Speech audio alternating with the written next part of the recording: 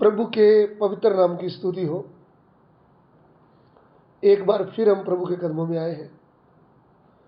आज के ध्यान के लिए हम प्रभु का वचन पढ़ना चाहेंगे।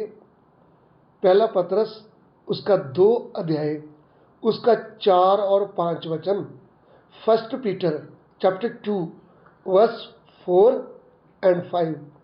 पहला पतरस 2 अध्याय ਉਹਦਾ 4 ਤੇ 5 वचन।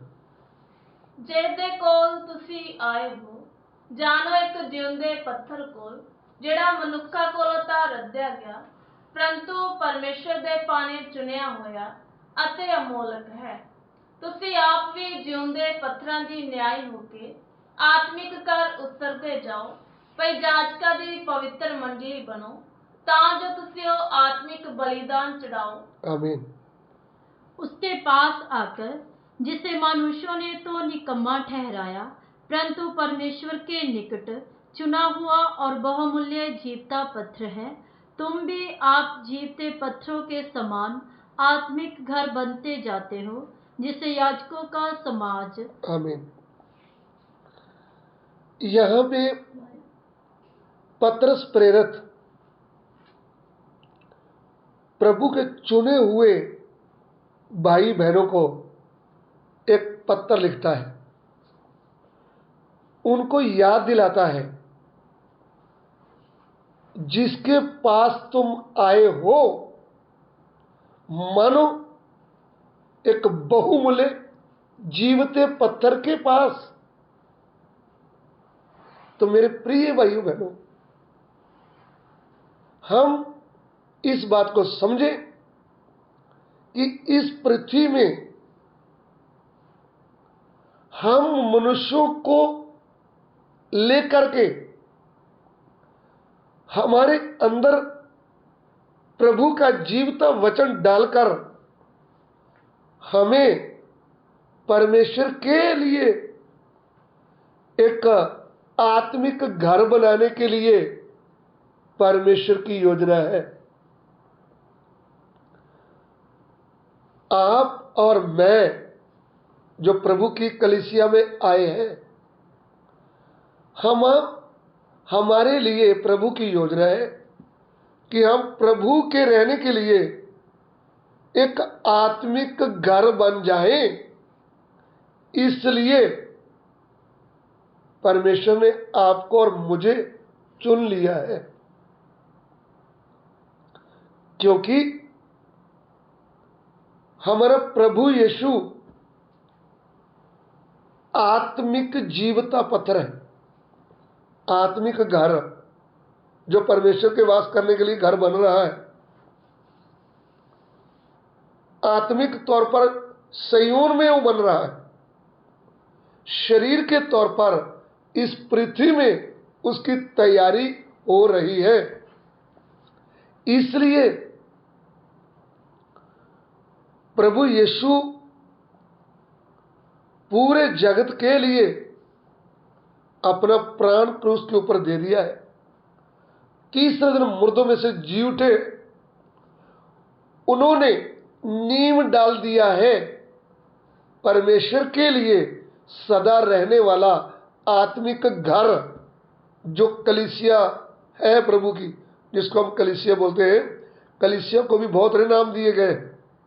चुना हुआ वंश, याजकों की मंडली, राजपदधारी और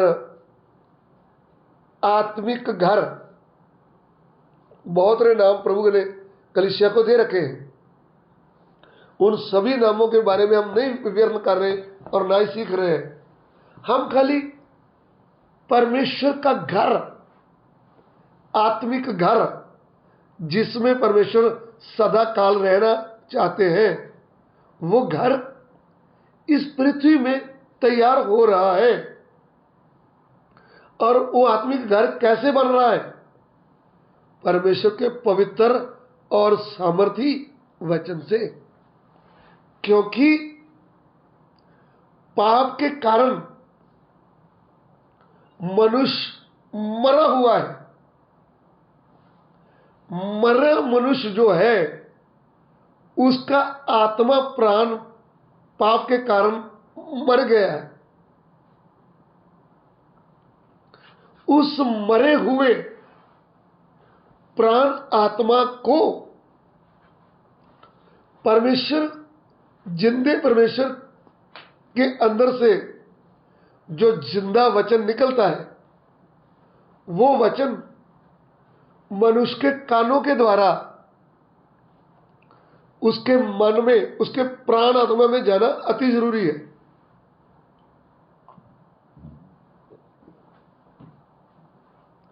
इसलिए आज से 2024 साल पहले परमेश्वर का जीवता वचन इस पृथ्वी में नासरत की कुमारी मरियम के गर्भ में आ गया। जीवता वचन लहू और मांस बनकर के एक बच्चे के रूप में जन्म लिया बैतलहम में, और जब जन्म लिया तो यीशु नाम रखा है, यीशु मसीह। फिर 30 साल की एज में आकर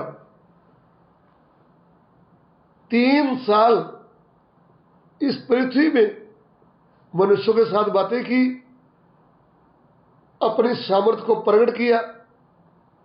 फिर पूरी मनुष्य जाति, पूरे जगत के पाप को अपने ऊपर ले लिया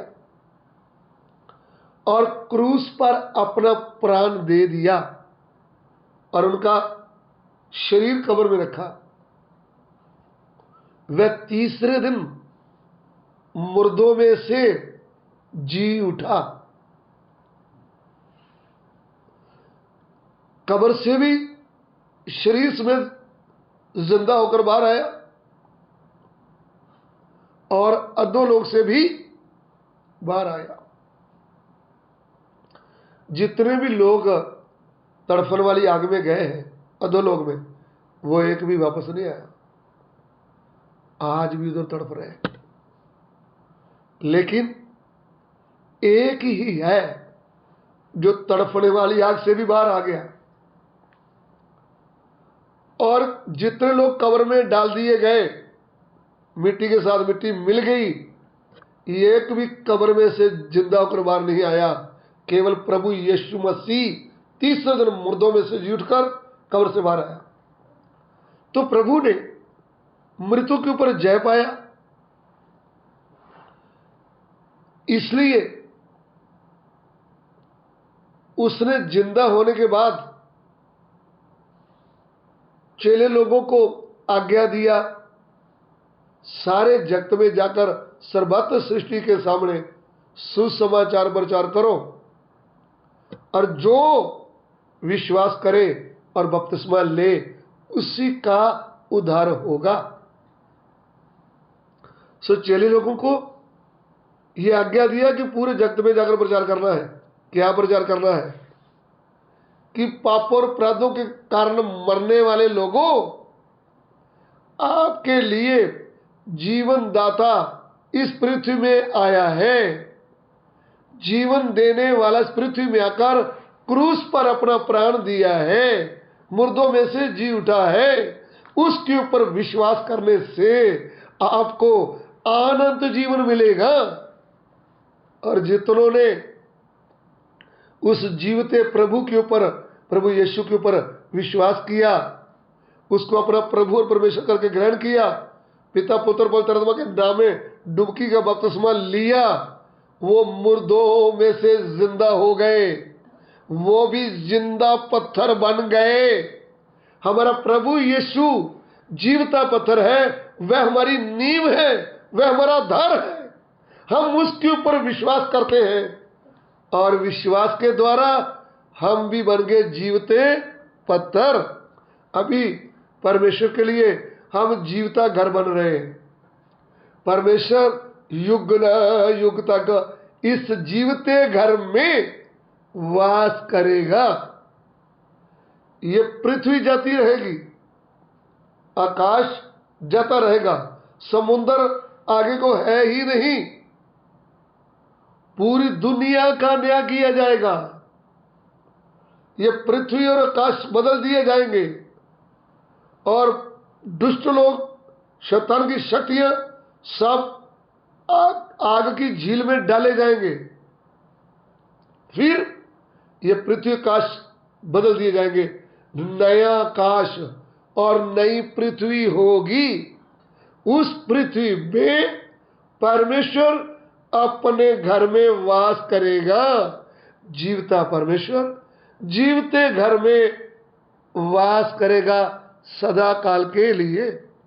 प्रकाशित वाक्य उसका 21 अध्याय उसका 1 से लेकर 4 वचन पढ़िएगा। Revelation chapter 21 verse 1 to 4।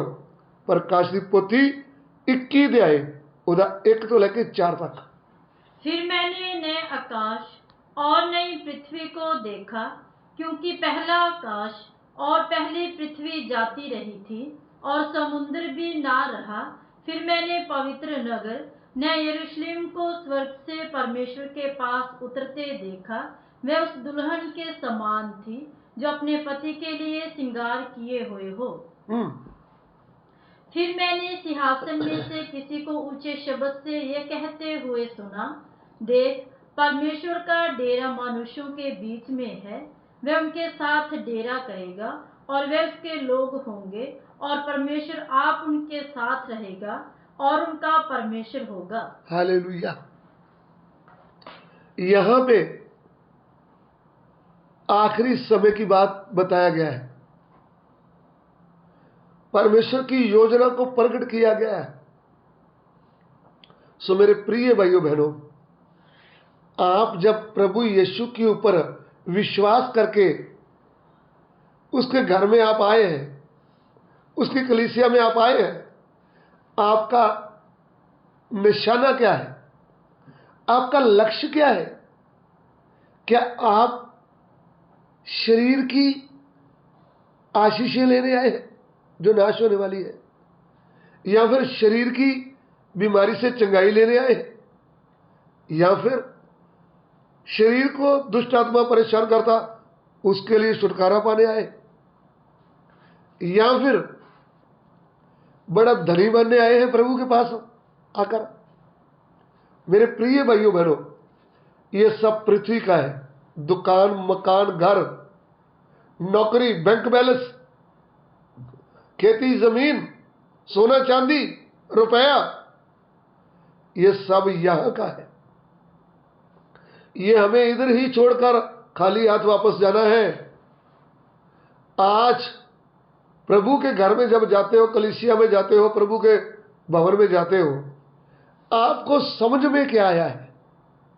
आप किसके लिए प्रभु के साथ चल रहे हो? क्या आपको समझ में आ गया प्रभु की आपके लिए योजना क्या है? प्रभु आपको जीवता मंदिर करके चुन लिया है, यह बात आपको समझ में आ गया है? क्या आपको समझ में आ गया है मैं सदा तक रहने वाली हूं, मैं सदा तक रहने वाला हूं? यदि आपको यह भेद समझ में नहीं आया, अभी भी आप अंधेरे में हैं। अभी भी आप कलीसिया में, मंडली में जा रहे हैं, लेकिन आपका अंधेरा भीतर का दूर नहीं हुआ। आपको ये बात समझ में आया ही नहीं कि प्रभु के सामने आपके लिए प्रभु की योजना क्या है। क्यों प्रभु आपको मौका दिया है? क्यों आपके पास जीवता सामर्थी वचन भेजा है? प्रभु चाहता क्या है? आपको सदा काल अपने घर में रखे और प्रभु उस घर में सदा के लिए वास करे। सो मेरे प्रिय भाइयों बहनों, इस वचन के द्वारा आपकी समझ प्रभु खोले और आपको समझ में आ जाए परमेश्वर के लिए एक जीवता घर जो इस पृथ्वी में बन रहा है, तैयारी हो रही है। वो घर कोई और नहीं, हम कलीसिया उसका घर है। अब्रानियों की पत्री उसका 3 अध्याय उसका 5 और 6 वचन पढ़िएगा। Hebrew chapter 3 verse 5, 6। अब्रानी 3:5 से 6। मूसा तो परमेश्वर के सारे घर में सेवक के समान विश्वास योग्य रहा कि जिन बातों का वर्णन होने वाला था उनकी गवाही दे, परंतु मसीह पुत्र के समान परमेश्वर के घर का अधिकारी है और उसका घर हम है। और उसका घर हम है। हम क्या है? परमेश्वर का आत्मिक घर। हम किसके लिए बुलाए गए हैं? परमेश्वर का आत्मिक घर बनने के लिए। मेरे प्रिय भाइयों बहनों, क्या आप इस बात को समझ पाएंगे? क्या आप प्रभु के पीछे चलते हुए दुख सुख भूख कुछ भी आता है, निंदा बदनामी मारपीट आती है, तो आपको याद रहे आप अनंत काल के लिए परमेश्वर का घर बनने जा रहे हैं। प्रभु आपको आशीष दे। आमीन।